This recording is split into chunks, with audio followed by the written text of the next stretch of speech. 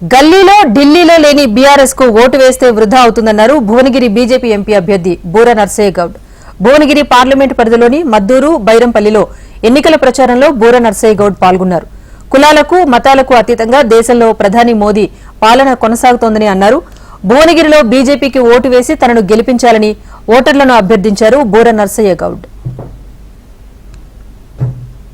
ఢిల్లీ లేదు, గల్లీ లేదు, వేసి ప్రతి ఓటు వృధా అవుతుంది, కాంగ్రెస్ కు లాభం అవుతుంది.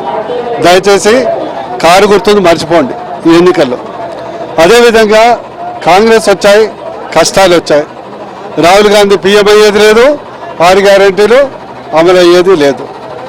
కాంగ్రెస్కు ఓటేస్తే రాష్ట్రానికి నష్టం చేసినట్టు. ఎందుకంటే వాళ్ళ రాష్ట్ర పథకాలే అమలు చేయడానికి డబ్బులు లేవు, దుడ్లు లేవు.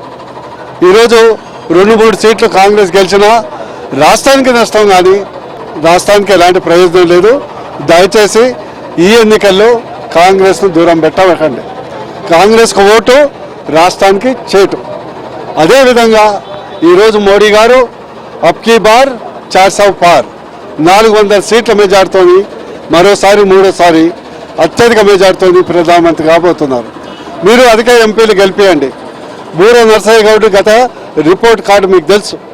అత్యధిక ఎంపీలు గెలిపియండి. 100% ఈసారి గతంలో 9,000 కోట్ల బడ్జెట్తో అభివృద్ధి చేశాను. ఈసారి కనీసం 20,000 కోట్లతో అభివృద్ధి పనులు చేయటం జరుగుతుందని ఈ సందర్భంగా తెలియజేస్తున్నా. బూర నర్సయ్య గౌడ్ వ్యాపారాలు లేవు, కాంట్రాక్టులు లేవు, బిజినెస్ లేవు, నిస్వార్థంగా 24 అవర్స్ ఆన్ డ్యూటీ. అందుకొరకు కమలం గుర్తుకు ఓటేసి బీజేపీని గెలిపించాలని విజ్ఞప్తి చేస్తాను.